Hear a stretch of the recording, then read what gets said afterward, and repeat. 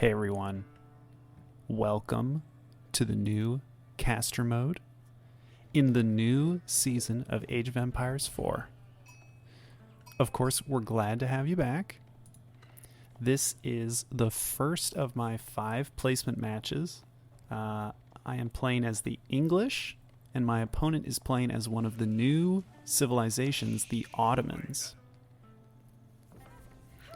Now, before we get into the new civs and all this, let's talk about this caster mode, because man is this nice. First thing I want to say, there's no game timer, so, well, I mean, there is a game timer in the center of the screen, but there is no replay timer, so you have no idea when the game's going to end, other than, I guess, if you hovered over the length of the video in YouTube. But you know what? We can only do so much. A few features that I also want to point out. On the left are all of my stats in the upper left. My opponent's stats are all in the upper right. You can see the technologies that we have researched here. These little bars will fill as we research these. So you can see it has all the blacksmith techs. You can even hover over them to find out what they give you. So we can see who has a tech advantage, who has a tech disadvantage. You can also see our income and current resources at the top of the screen. So the upper number is our stock or current amount of resources, while below is our income or production of those resources. We've also got population count. We've also got in the center of the screen, now this is very exciting, you'll see not only the age that we are at, so we're both in the first age here, you'll see our villager count. The blue bar represents my villagers, and you can see when I get ahead in villagers, my blue bar kind of eclipses his a little bit. So when someone gets a villager advantage, it'll be very clear. Additionally, the lower bar and these lower numbers represent how many military units we have. So we each have 1 scout right now, so that's why it's equal. We've got the game timer down here, and then down here, we can see what is in production and what we have available. So we can see that in terms of military, you won't really see villagers here, but my opponent is producing a spearman right now and has 1 scout available. So it's the unit pictured here, and then next to it, the lower number is how many they have. The upper number represents how many they are producing. So my opponent is producing a spearman, and after a bit of time, you'll see this 1 stay, as he'll probably be producing another spearman, but this 0 will change to a 1 to say he has 1 spearman available. We've also got our scores over here. This will give you kind of a general idea of who's ahead. I'm going to maybe try to find a way to hide scores, but a lot of people like them. A lot of people hate them. We can kind of go back and forth on this.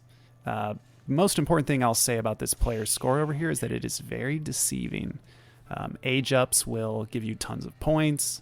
I think overall they tell you a pretty good representation of who's ahead, but they can often be deceiving, so watch out. We've even got statistics on how many resources have been invested into the current army, how many relics have been captured, how many sacred sites are captured. We can also see worker kills and how much of the army or units have been destroyed. So you can see who has been getting better trade-offs. And of course, minimap in the lower right, as always. So this new caster mode is just so good. I'm extremely pleased with what we got here. Let's jump into the action. My opponent is playing as the Ottomans, and the fact that he is producing a spearman so early is a consequence of him building this unique building here called a military school. The Ottomans build these military schools, and the military schools produce units for free, but at a slow pace. So my opponent is producing spearmen for free. However, they're coming very slowly. It's a nice move from him. He's trying to destroy this barracks before he leaves. He just needs 3 more attacks on it, but I just bring my villager over to start adding more more hit points. My scout gets a little too close to his town center, but I think he's distracted. He doesn't garrison his villagers, and my scout is able to leave. If I lost that scout, it would have been a totally different game, and you may see that in the near future. His twin minaret madrasa, or madrasa, is being built. It is a economic landmark. It generates berry bushes, so it will serve as a food generating landmark. So we're dealing with this Ottoman opponent who is auto-producing or just freely producing spearmen. We're going to try to put some pressure on with our longbowmen. We bring the scout to the side to get vision of his wood line, and then we park longbowmen on the back and pick away at his villagers. We're going to come a little closer. We're just outside of the range of his town center, and we're still picking away at his villagers. So he has to pull away from his wood line. He makes it to the feudal age, but you can see we have a big military advantage here. So we're going to try and get some wins. The barracks is done. It is producing spearmen because I have no doubt that my opponent has either switched their military school to producing horsemen or is building a stables to deal with all of my longbowmen. I wrap around here. He has built a wall. I need to target the injured villager, but I can't quite seem to click it, and my longbowmen aren't able to pick off the villager. Oh, so close. We're putting an outpost down to keep up the aggression. I figure it's a good idea to stay aggressive against my opponent early on. I'm sure these players want to try out all the new features of their civilizations, so I just assume that they're going to play greedy. We'll see if that works out here. Villager production looks like I'm maybe a little behind. I need to keep producing villagers. Probably a consequence of me spending a lot on my army. There may have been a point or two when I wasn't able to produce a villager because I didn't have enough food. I'm going to make a line with my longbowman here. And he, unfortunately, sends his villagers to chop these straggler trees near his town center. And we pick off a villager, equaling the villager count right there. We're also idling some of his villagers here. They're just kind of running back and forth, taking cover in the town center. And we need to just keep picking off villagers. There we go. Another villager. So we're getting a slight advantage here. That's what we like to see. We should honestly just be picking them off whenever we can. Who cares if we lose a few longbowmen? He's coming back out. Good. We get another. Unfortunately, lose a longbowman there. Ah, please, can we get one more? He's sending them away. He's realized that this tree is very exposed, although maybe we can get another villager here. I'm kind of dancing back and forth trying to kill these villagers. Hopefully I go for another. Let's see. Excellent. That's what I like to see. I can pretty much just target fire one and then order my longbowman back with some shift-queued commands. It feels really good. And now he's having to pull his villagers to burn down my outpost. It goes quick. He's also got Spahi mixed in with his villagers. These are the unique horseman unit for the Ottomans. They are unique in the sense that they have a fortitude ability where they can get a boost of attack speed but receive more damage from melee weapons. So they're very good at raiding. If they can get in on archers, they'll just shred them with that increased attack speed if you're smart enough to activate it. Or if they get on top of villagers, you can really do good damage. Now, this whole aggression that I did early on, you'll notice I'm pulling my troops back. I was not trying to end the game here. I honestly just wanted to put some pressure on my opponent, snipe a few villagers, disrupt their game plan. I mean, I assume these players are coming into this game thinking, I'll just follow this build order that I made. I'm still learning this civilization. I'll just follow this build order and I'll be good. I want to disrupt that and say, no. You have to play on the fly. You have to deal with longbowmen attacking you. You have to deal with a villager disadvantage. So I'm just going to pull back. We've actually reallocated our villagers. We're focused on food and gold, and we're actually surprisingly close to making it to the castle age. Oh, cool. I can see the worker kills. Cool. So I've killed 4 workers, and it looks like I've destroyed 980 of his resources. He has killed none of my workers, but he's killed 280 resources worth of my units. So those random longbowmen that got sniped off. He's picking away at my outposts. But I'm cool with this. We're almost to the castle age. We just need a little bit more food, a little bit more gold. And yes, we're also getting a wheelbarrow. Love seeing that. However, my opponent was wise to get the iron undermesh +1 ranged armor. I do like to produce longbowmen. I will continue to produce them over the course of the game. He really wants to make units with high ranged armor. So that's why he's making his Spahi. That's why he is getting these blacksmith upgrades. Looks like he's going for double broadaxe. Remember, these economic upgrades are cheaper. Wheelbarrow wasn't made cheaper, but all these other ones, such as horticulture, double broadaxe, and mining pick, or specialized pick, those are all cheaper. So you might see these picked up a bit more often. His Spahi are just kind of dancing around the bottom of my base. I was really happy with this wood line and gold being near each other because I can just set up this one outpost and my villagers can retreat to it whenever they need to. Get a little startled, pull the villagers, we can just get them back to work. Probably going to set these spearmen on a patrol route. And with the new update, we can see the waypoints that my troops are going to be taking. So we can see that I set up a patrol route from here to here. Oh, and thanks to the patrol, we encounter his Spahi. We're going to pursue them and chase them off. Making another scout. I think we actually produced, we're producing more scouts from our stables that we built. And we're trying to get a look at what our opponent is up to. It's annoying getting these attack ping notifications on my outpost. I'm worried I'm going to lose villagers because I won't notice that I'm under attack. But we do have a decent amount of defenses, like this outpost here. The King's Palace people can run inside. The town center they can run inside. Cool. Now that we're up to our 2 town centers, because our King's Palace serves as a second town center, I'm hoping we can get a villager lead here. Additionally, I want to pay attention here. I notice I didn't really scout too much. I might have to send in a suicide scout. Just run him in. Who cares if he lives or dies? We just want to figure out what he's up to. So we're going to pull around, see what we can find.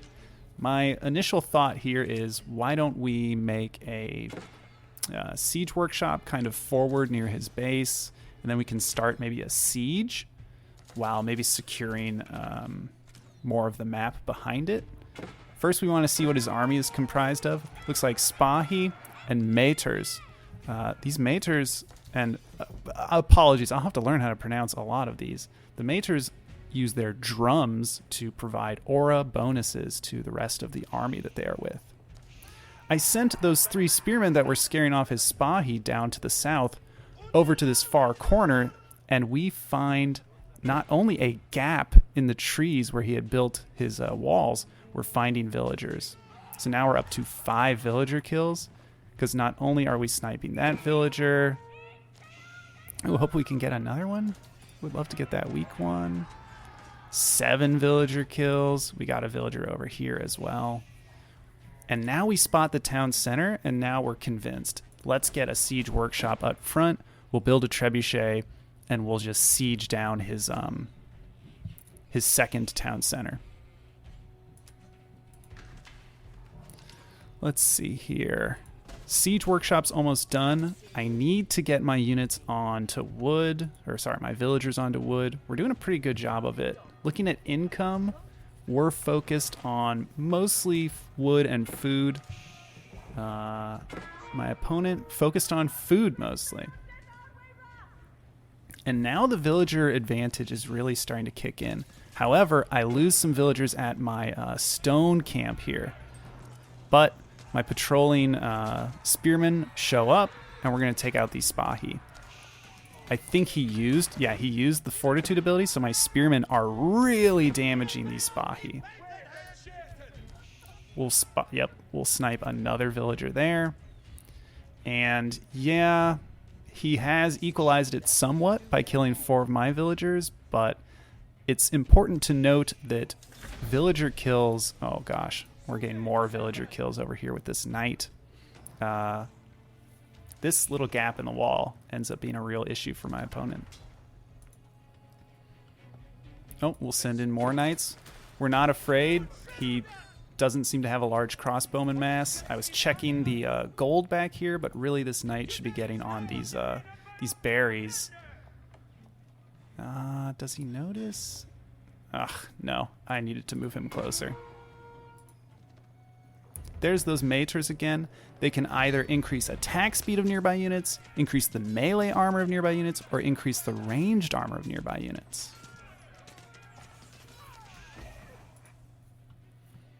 The trebuchet is built. We are sieging down the town center. This thing only has 2,500 health because it is one of his secondary town centers. This trebuchet will shred it. We're doing 500 with every lob. Really would like to get this knight involved. We could have been getting more villager kills. But we're still trying to stay ahead in villagers. The moment we knock this town center down, that'll be really to our advantage because he just won't have as much production as us. Maybe one more trebuchet lob. Here comes his army, mostly archers still, maters, Spahi. My army could maybe take it on if we fight under this outpost, but... Oh, we notice his villagers are exposed here. They can't retreat into the town center anymore, so I'm going to send my units forward. I really want to get some more villager kills here. Let's see if we can't get a few. Maybe 1 or 2. Not much. But we now have a 10 villager economic lead, and it might just keep growing if I can continually produce villagers. We're duking it out, and this is a questionable attack from me. This choke point is pretty painful. It means that I can't leverage my my wide or my large number of units, and a good chunk of my longbowmen ended up attacking this mill rather than his army. So we're going to pull back, but that was pretty painful. You can see that the military, I still have an advantage, but that was pretty nasty. We've knocked down the outpost that he had here, and now we're going to start sieging his town center. He has 8 idle villagers in here. Yeah, he has to get them back to work. Not only are we getting small clumps of villager kills, we've destroyed his town center, but we're also idling his economy, making him have to pivot to different resource spots. And I still think he's got a good amount of cavalry. I'm going to line up my longbowmen like this. And we're actually going to use the pilings ability. If his Spahi charge, they're going to get hit by these... Yep, he got stunned. The Spahi got stunned by the palings, and now he has to retreat. Also, my longbowmen are veteran. We got that veterancy upgrade, although we still don't have any upgrades, whereas my opponent is really piling on the ranged armor. With his Spahi and the blacksmith churning out his +2 ranged armor at this point, he has 3 base ranged armor for all of his units. The man-at-arms are even more, nearly 7. So my longbowmen are only dealing 1 damage to these man-at-arms. We should consider making some crossbowmen, but we need to make more military production. I'm choosing to instead just go with more barracks. I figure my man-at-arms will do well against his units. We send more raiding forces in. I think we got maybe 1 or 2 villager kills here. And I think he's finally walling this chunk off. I'm going to send more units around. When I spotted this, I realized that my opponent is getting away with some resources that I haven't noticed. So I'm going to send these units to all of these resource spots on the sides of the map. And we'll try to wrap around to the backside of his base just to see if he's getting away with anything. We're continuing to siege his town center, but he is repairing it occasionally. And it does have a lot of health. However, the villager lead is continuing to grow. We're up to almost 20 villagers ahead of our opponent. Should probably be getting on the religious game here, but oh, nice, another villager kill. But at the very least, we're moving out onto the map a bit. We don't really have to as the English. We can just keep putting up farms. You can see our food economy is doing fine. Looking all right.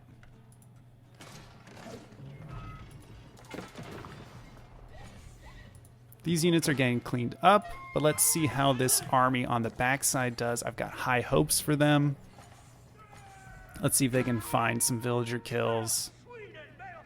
Oh, there they are. 4 villagers. Did I really kill all of them? Wow. I didn't even notice this during the game. Wow. And now we're just going to move and check on... well, we should keep moving in and check on the gold.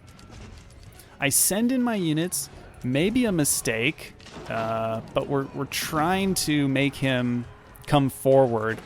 He has to save his landmark. He doesn't have to, but it's going to be incredibly painful if he loses it. Then he'll be producing no villagers until he repairs this. So I'm going in. If I lose my army, that'll be a real shame, but it'll mean a huge economic advantage for us. We're going in. It's not going well. My man-at-arms are too focused on...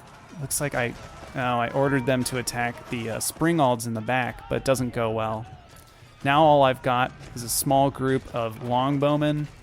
We destroy the town center, but look at the army size here. What's the point of having a good economy if I'm just going to lose everything to his army? You'll notice he's got knights mixed in with an insane amount of ranged armor. My longbowmen are doing nothing at this point. He has springalds to deal with my trebuchets, or if I make mangonels. And he's also mixing in janissaries. They're extremely good versus cavalry, but they are weak to ranged units. So these janissaries are strong. And not only that, they can repair siege units. Yep. Oh, at half the speed of a villager. Still, they can patch up these springalds and keep moving forward. I do get lucky here in that he decides to burn down all of these buildings that I put at the front of his base. Meanwhile, I'm sending in these units that were just back here and gain even more villager kills. Look at that. So he has to double back with some of his man-at-arms, but that is a lot of man-at-arms. Wow. Way more than I've got, and those are in addition to all of these units. These are just regular spearmen. I really should not be making cavalry. His janissaries are doing extra damage. He's got spearmen. We just should not get involved. We should really just be making man-at-arms and maybe crossbowmen. We're going to send some units to try to burn through his walls just to give him some attack ping notifications, but he keeps continually re-walling, so there's not much we can do there. We do get a monastery. We're going to try and grab up relics if we can, but more importantly, we needed to rush this keep up. I used these 10 villagers to build the keep. If he had walked past these buildings, he could have done a lot of damage to me, but instead he gave me time to build this keep. When he destroyed all these buildings here, it gave my villagers a chance to put this up. I should probably be prioritizing this network of citadels upgrade because I'd love to give my units additional attack speed, but I don't think I think of it in the moment. It's truly only available at a keep. We're coming forward, but I don't think this is the play. He's got so many man-at-arms. It's good that I've got these 2 crossbowmen in the mix. They're actually doing pretty good work, but my longbowmen are not doing damage. We're going to back off. He's even got a mangonel in there. 4 springalds. I'm losing the siege game to him. And he continues to have a military advantage. But look at the the villager advantage I have. It's a huge economic advantage. All I need to do is survive for another 2-3 minutes. I doubt he's even producing villagers. He has to repair his initial town center. So all I am focused on is spending my resources. I'm trying to burn all this down. And it's good that I've got this stone. I can repair the keep if he attacks it. But truly, I need an army. If I can get it even halfway or start to trade with his army, I'm happy. If I can even get a halfway good trade with his army, I'm happy. He's coming in with knights, more and more knights, more and more man-at-arms. My mangonel is exposed. I sent it too far forward, and his springalds just fired it down. However, even though I lost the mangonel, he lost a lot of units just coming forward. The longbowmen do enough damage, and we finally got that +1 ranged attack. So we're doing a bit more damage. We're trying to engage here. It feels not good. This is a bad trade. The longbowmen are again just not doing enough. Now they're exposed. We need to back them up.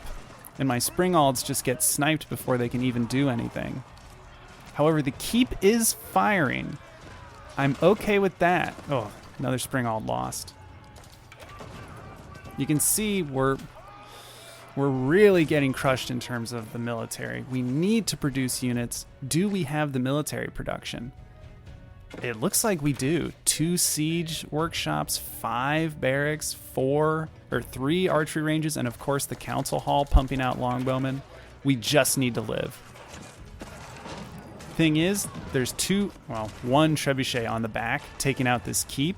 All he needs to do is knock down this keep and flood into my farmlands. Although he's wisely bringing these archers over, I'm going to pull villagers and send longbowmen to battle with them. I'll just send the villagers to the left and then tell them to get back to farming, because they can probably get right back to work the moment his archers are discouraged. Yeah, they can't go toe-to-toe with my longbowmen. There we go. Perfect. Keep is looking low on health. It is being repaired by a villager. It's consuming my stone. That's okay. I don't know what else I would do with it. And on the back end, we find more villagers over here. We burned through another section of the wall, and now we're just killing villagers over at this gate. There we go. Look at the villager kills. 46 worker kills. We've killed 46 of his villagers. Keep is about to go down.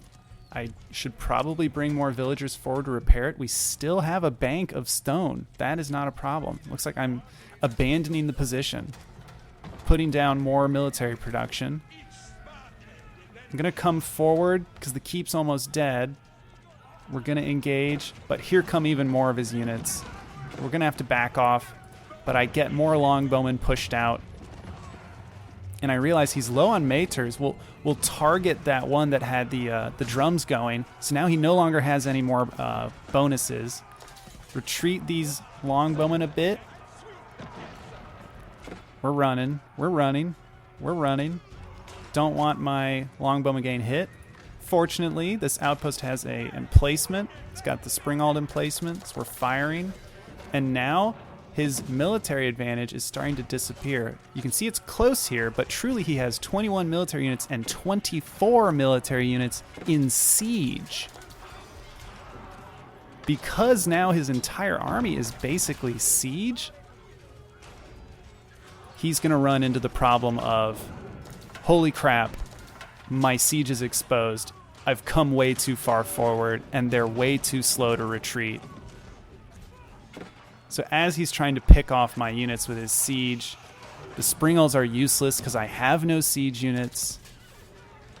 We kill off his last few units, and now we're just going to shred the siege units. The moment I see this, I know I've won. He basically had a window of opportunity that was closing faster and faster. Because of my enormous villager lead, he had to kill me in the next 2-3 minutes after I after I lost this forward position and the trebuchet, he had to make something happen. Unfortunately, we held. Great first placement match, a close game. I like that in placement matches. Hope you'll stick around for the next ones.